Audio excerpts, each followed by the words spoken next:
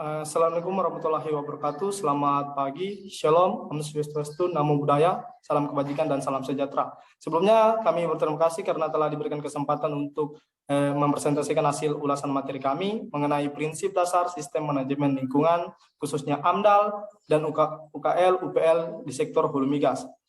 Adapun anggota-anggota kelompok kami yaitu yang pertama Gwen Palin Saureka dengan nomor NIM 2101026. Kemudian yang kedua ada saya sendiri, Doli Finansa Brand, dengan nomor NIM 2101097. Kemudian ada yang ketiga yaitu Yudit Sirupang dengan nomor NIM 2101098. Next. Next. Oke, AMDAL, analisis mengenai dampak lingkungan. Next. Adapun pengertian dari AMDAL itu sendiri merupakan suatu proses dalam studi formal untuk memperkirakan dampak lingkungan atau rencana kegiatan proyek dengan bertujuan memastikan adanya masalah dampak lingkungan yang dianalisis pada tahap perencanaan dan perancangan proyek sebagai pertimbangan bagi pembuat keputusan. Menurut Peraturan Pemerintah Nomor 27 Tahun 1999 tentang analisis mengenai dampak lingkungan hidup, AMDAL adalah kajian atas dampak besar dan penting untuk pengambilan keputusan suatu usaha atau kegiatan yang direncanakan pada lingkungan hidup yang diperlukan bagi proses pengambilan keputusan tentang penyelenggaraan usaha atau kegiatan. AMDAL adalah analisis yang meliputi berbagai macam faktor seperti fisik, kimia, sosial, ekonomi, biologi, dan sosial budaya yang dilakukan secara menyeluruh. Next. Next. Dokumen AMDAL terdiri dari yang pertama yaitu dokumen kerangka acuan analisis dampak lingkungan atau KA AMDAL. Kemudian yang kedua yaitu dokumen analisis dampak lingkungan hidup AMDAL. Kemudian yang ketiga yaitu dokumen rencana pengelolaan lingkungan hidup atau RKL. Kemudian yang keempat dokumen rencana pemantauan lingkungan hidup atau RPL. Next.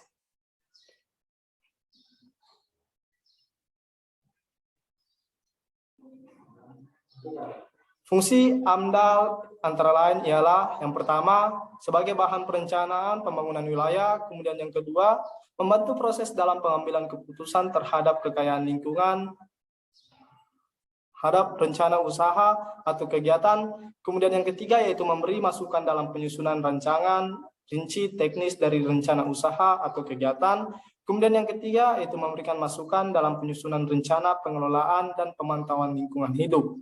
Kemudian yang keempat yaitu memberikan informasi terhadap masyarakat atas dampak yang ditimbulkan dari suatu rencana usaha atau kegiatan.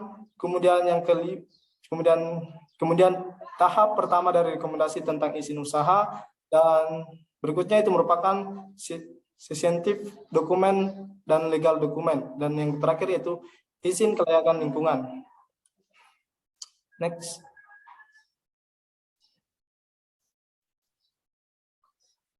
Manfaat AMDAL antara lain yang pertama bagi pemerintah. Adapun manfaat AMDAL bagi pemerintah yaitu pertama mencegah dari pencemaran dan kerusakan lingkungan. Kemudian yang kedua menghindarkan konflik dengan masyarakat, dan yang ketiga menjaga agar pembangunan sesuai terhadap prinsip pembangunan berkelanjutan. Kemudian yang keempat yaitu perwujudan tanggung jawab pemerintah dan pengelolaan lingkungan hidup. Kemudian bagi Pemrakarsa, yang pertama yaitu menjamin adanya keberlangsungan usaha, kemudian yang kedua menjadi referensi untuk peminjaman kredit, yang ketiga interaksi saling menguntungkan dengan masyarakat sekitar untuk bukti ketaatan hukum. Kemudian yang menurut pemanfaatan bagi masyarakat yaitu yang pertama mengetahui sejak dari awal dampak dari suatu kegiatan, melaksanakan dan menjalankan kontrol, dan yang terakhir itu terlibat pada proses pengambilan keputusan. Next.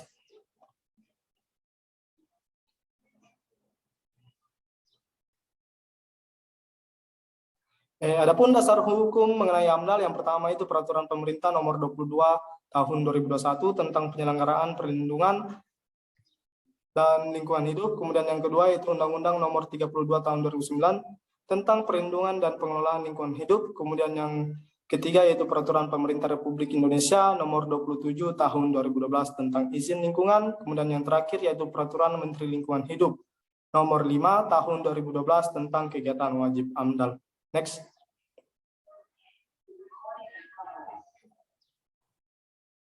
Oke, selanjutnya akan diserahkan oleh teman saya, Gwens. Yang kedua, UKL-UPL. Upaya pengelolaan lingkungan hidup atau UKL dan upaya pemantauan lingkungan hidup atau UPL adalah upaya yang dilakukan dalam pengelolaan dan pemantauan lingkungan hidup oleh penanggung jawab dan atau kegiatan yang tidak wajib melakukan AMDAL, yaitu Keputusan Menteri Negara Lingkungan Hidup Nomor 86 Tahun 2002 tentang pedoman pelaksanaan upaya pengelolaan lingkungan hidup dan upaya pemantauan lingkungan hidup. UKL-UPL merupakan perangkat pengelolaan lingkungan untuk pengambilan keputusan dan dasar untuk menerbitkan izin melakukan usaha atau kegiatan. Next.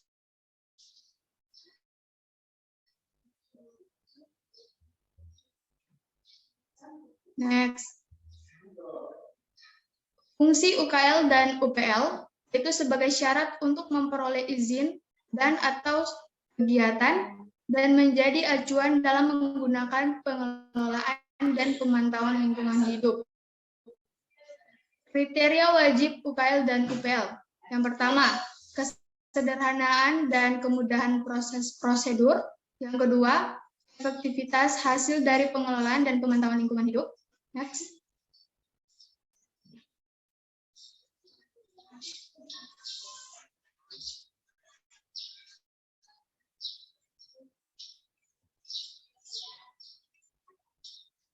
Apa sanksi terhadap kegiatan yang tidak melakukan UKL dan UPL?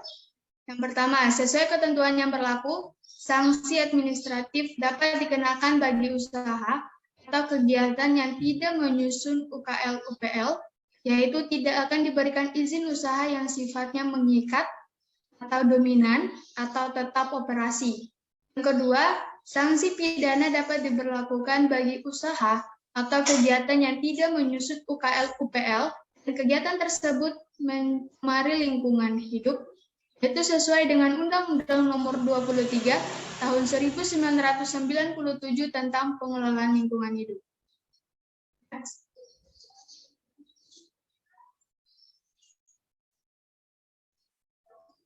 Bagaimana mekanisme UKL dan UPL? Berdasarkan Peraturan Pemerintah LH Nomor 16 Tahun 2012 tentang pedoman penyusunan dokumen lingkungan hidup, setiap usaha atau kegiatan yang tidak masuk dalam kriteria wajib AMDAL wajib memiliki UKL dan UPL dan harus melaporkannya setiap 6 bulan sekali. Dan pedoman dalam pembuatan laporan pelaksanaan RKL-UPL mengacu pada Peraturan Pemerintah LH Nomor 45 Tahun 2005. Yang pertama ada Pemrakarsa mengisi formulir isian UKL dan UPL. Yang kedua, formulir terisi disampaikan ke instansi yang bertanggung jawab di bidang pengelolaan lingkungan dan pengendalian dampak lingkungan atau KEHK. Yang ketiga, pemeriksaan formulir terisi oleh instansi bidang pengelolaan lingkungan dan pengendalian dampak lingkungan dengan instansi dinas teknik. Jika ada kekurangan, wajib diinformasikan ke Pemrakarsa. Yang keempat, Pemrakarsa melakukan perbaikan, kemudian dikirimkan kembali ke instansi bidang pengelolaan lingkungan dan pengendalian dampak lingkungan. Yang berikut, rekomendasi harus diterbitkan selambat-lambatnya dalam 14 hari kerja setelah dokumen dan perbaikan lengkap. Yang terakhir, rekomendasi dapat digunakan untuk mendapatkan izin usaha dan atau kegiatan sesuai peraturan perundangan yang berlaku. Next.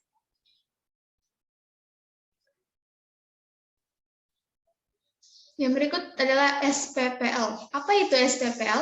SPPL atau Surat Pernyataan Kesanggupan Pengelolaan dan Pemantauan Lingkungan Hidup merupakan dokumen yang diperlukan oleh perusahaan untuk membangun sebuah proyek serta menjalankan bisnisnya secara berkelanjutan. Manfaat SPPL. Yang pertama, sebagai pernyataan bahwa pengelola bersedia untuk bertanggung jawab atas segala risiko yang menyangkut lingkungan hidup. Yang kedua, menjadi bukti bahwa perusahaan melakukan kegiatan secara sah dan legal.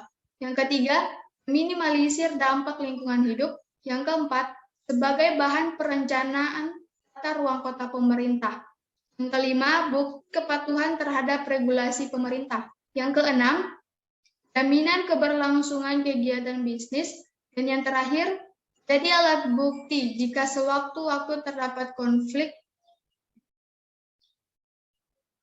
Next.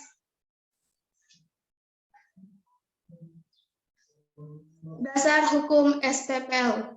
Yang pertama, Peraturan Menteri Lingkungan Hidup Nomor 16 Tahun 2012 mengenai pedoman penyusunan dokumen lingkungan hidup. Yang kedua, Peraturan Menteri Lingkungan Hidup Nomor 8 Tahun 2013 mengenai tata laksana penilaian dan pemeriksaan dokumen lingkungan hidup serta penerbitan izin lingkungan. Yang ketiga, Putusan Kepala Badan Pengelolaan Lingkungan Hidup Kota Bekasi Nomor 65.245/BPLH/2015 AMDAL tentang standar operasi prosedur penilaian dokumen lingkungan. Kerangka acuan AMDAL, RKL, PLUPL, DELH, PLH, dan SPPL. Next. Ya. Bagian yaitu studi kasus. Perbandingan hukum cross recovery product sharing contract dengan gross plate product sharing contract pada perusahaan hulu migas. Adapun ruang lingkup yang akan dibahas dalam permasalahan ini adalah perbandingan hukum cross recovery product sharing contract dengan gross plate product sharing contract pada perusahaan hulu minyak. Dalam hal ini, penulis menggunakan dengan metode penelitian normatif empiris di mana implementasi ketentuan hukum normatif empiris memiliki 3 bagian, yaitu non-judicial case study, judicial case study, dan live case study. Pendekatan analisis dilakukan dengan menggunakan teori-teori para sarjana dengan kualifikasi tinggi yang berkaitan dengan penelitian ini, untuk kemudian dianalisis oleh penulis secara normatif dengan sudut pandang keilmuan penulis, yakni ilmu hukum. Analisis dilakukan dengan melakukan telah terhadap Peraturan Menteri SDM Nomor 8 Tahun 2017 tentang kontrak bagi hasil gross plate dan Peraturan Perundang-undangan Nomor 79 Tahun 2010 tentang biaya operasi yang dapat dikembalikan dan perlakuan pajak pada kegiatan usaha hulu migas dan gas dengan dibantu oleh sumber data berkualitas tinggi karya sarjana berkualitas baik dan dalam bentuk buku, jurnal maupun artikel. Penulis melakukan pendekatan integrasi keilmuan antara perspektif ilmu hukum dengan berbagai teori hukum, di mana dari sudut pandang teori hukum, ilmu hukum dibagi atas 3 lapisan utama, yaitu dogmatik hukum, teori hukum, dan filsafat hukum. 48 di mana pendekatan konsensual approach dengan melakukan pendekatan keilmuan antara perspektif ilmu hukum dengan teori hukum digunakan dalam mengkaji permasalahan terkait. Dengan mempelajari pandangan-pandangan dan doktrin yang berkembang di dalam ilmu hukum, penulis akan menemukan ide-ide yang melahirkan pengertian-pengertian hukum, konsep hukum, dan asas hukum yang relevan dengan isu yang dihadapi. Baik, saya kembalikan ke moderator. Baik, terima kasih. Demikianlah hasil presentasi kami. Kurang lebihnya mohon dimaafkan. Wabillahi taufiq wal hidayah. Wassalamualaikum warahmatullahi wabarakatuh. Selamat siang.